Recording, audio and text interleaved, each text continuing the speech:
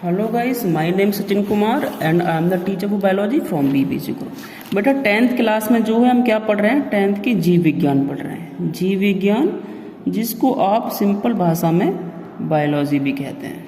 ये क्या है, जीव विज्ञान है और इसको सिंपल भाषा में क्या कहते हैं, अपनी बायोलॉजी भी कहते हैं। बायोलॉजी में हम एक क्लास तो पहले ही कर चुके हैं, है कि नहीं। आपको पिछले फ्राइडे में क्लास हुई थी बेटा, लास्ट हफ्ते में।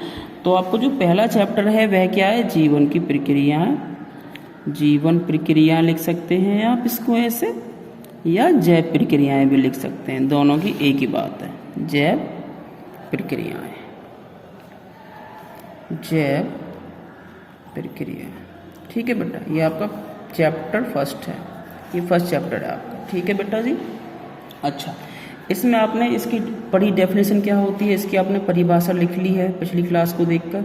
जो बच्चे ने क्लास नहीं देखी है बेटा, पिछली क्लास को देख ले बायोलॉजी की को, और लिख ले वहाँ पर। और जैव प्रक्रियाएं कई प्रकार की थी, जैसे पोषण था आपका, क्या था, पोषण था। साथ ही साथ दूसरी कौन सी थी, श्वसन थी।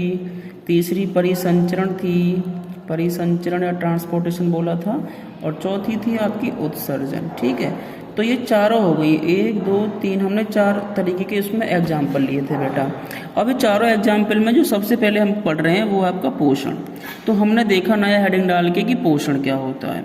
हमने इसकी परिभाषा भी आपको पिछली क्लास में डिस्कस कर चुके हैं। कोई दिक्कत किसी को परेशानी हो तो बेटा फिर से अपनी पुरानी वीडियो को देख लेंगे। अब हमने पढ़ा था कि जो पोषण के प्रकार कितने होते हैं, पोषण कितने प्रकार से हो सकता है। तो ये अभी है 2 प्रकार से। 2 कौन कौन से हैं, पहला प्रकार होता है भैया स्वपोषी या स्वपोषण, स्वपोषी जीव होते हैं। और दूसरा होता है बेटा, दूसरा प्रकार होता है परपोषी का, ठीक है, यही होते हैं ना। तो आज जो हमको पढ़ना है वो स्वपोषी पढ़ना। तो स्वपोषी क्या होते हैं, ऐसे जीव जो अपना भोजन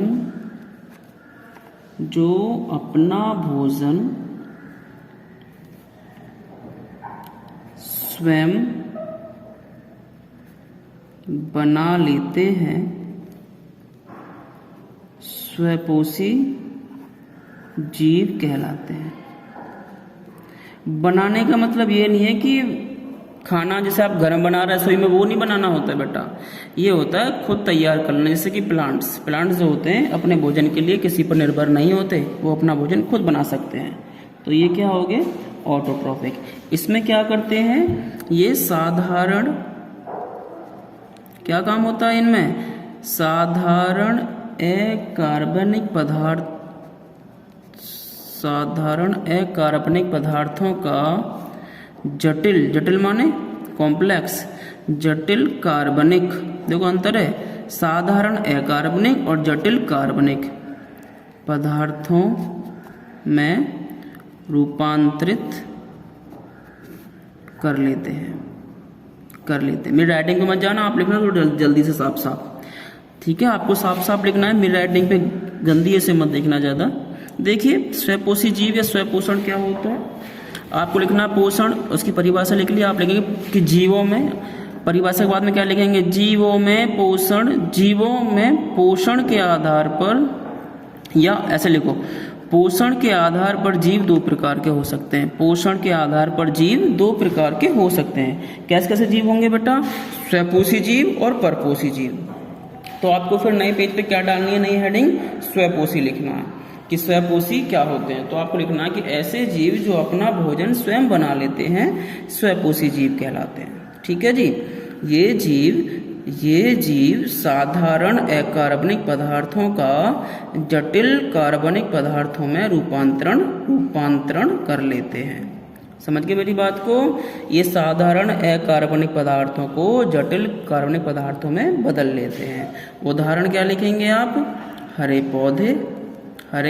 पौधे, ठीक है जी। समझ गए मेरी बात को।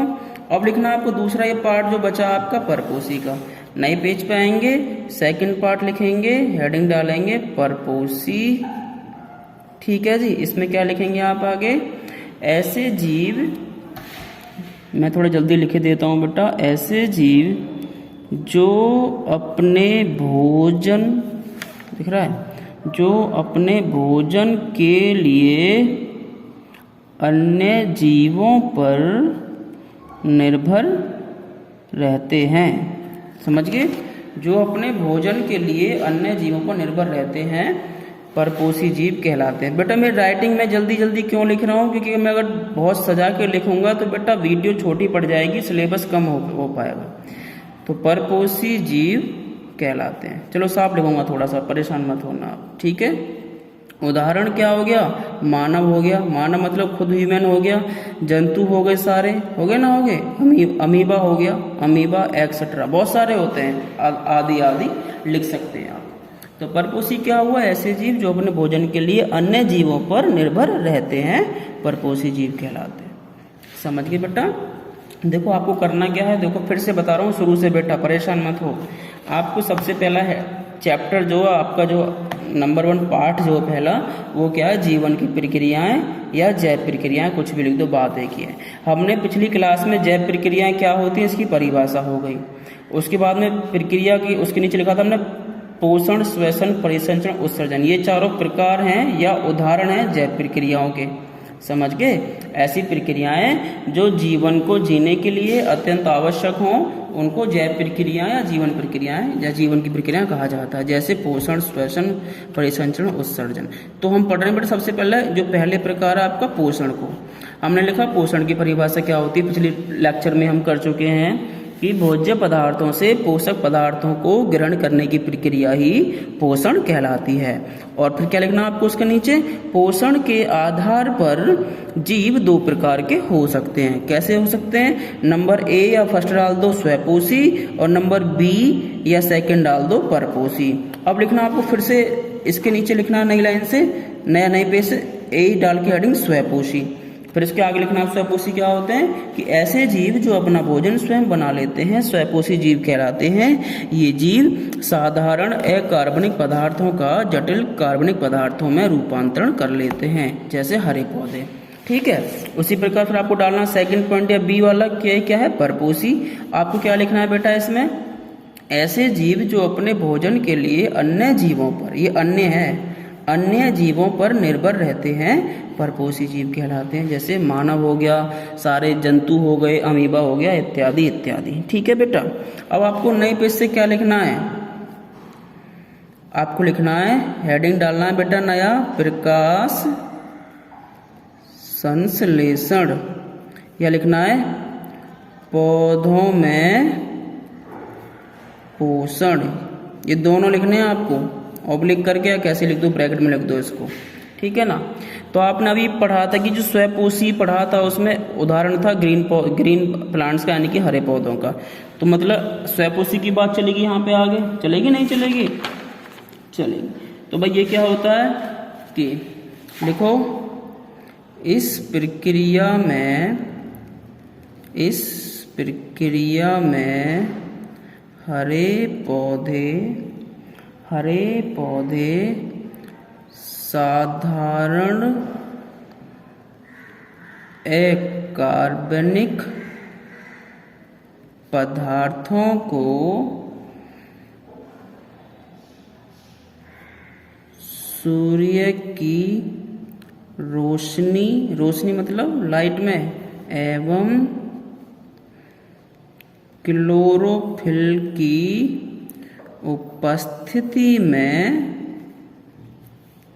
जटिल कार्बनिक, ऊपर लिखा साधारण अकार्बनिक और नीचे लिख रहे हैं जटिल कार्बनिक पदार्थों में बदल लेते हैं। ठीक है जी।